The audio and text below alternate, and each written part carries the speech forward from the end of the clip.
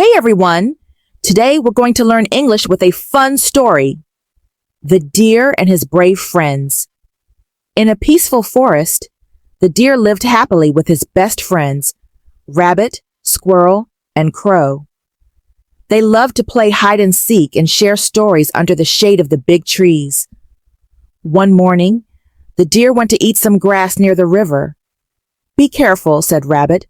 "Hunters sometimes come here." "I'll be fine," the deer said with a smile and hopped away. He saw some green grass that looked fresh and tasty. He didn't notice the net hidden in the grass. It was a trap set by a hunter. Suddenly, the deer got caught in the net. He tried to escape, but the net was too strong. The deer was very scared. "Help! Help!" the deer called out. Rabbit, Squirrel, and Crow heard the deer's cry and rushed to find him. When they saw the deer caught in the net, their hearts sank. "We have to save him," said Rabbit, hopping nervously. The crow flew high in the sky and saw the hunter coming. "The hunter is coming fast," the crow warned. "We need a plan."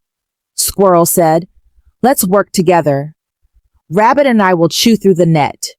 Crow, keep an eye on the hunter and warn us if he gets too close." Rabbit and Squirrel worked together, biting the net with their sharp teeth. They chewed and chewed. Meanwhile, the crow flew above and cawed loudly to distract the hunter. "Shoo! Go away!" the hunter shouted, waving his arms. Finally, the net broke and the deer was free. "Run, everyone!" yelled Rabbit. Just then, the hunter arrived, but the deer and his friends had already run away into the forest. The hunter looked at the broken net and said, "I will not catch anything today." Deep in the forest, the deer hugged his friends. "Thank you for saving me. I am so lucky to have friends like you," the deer said with tears of joy.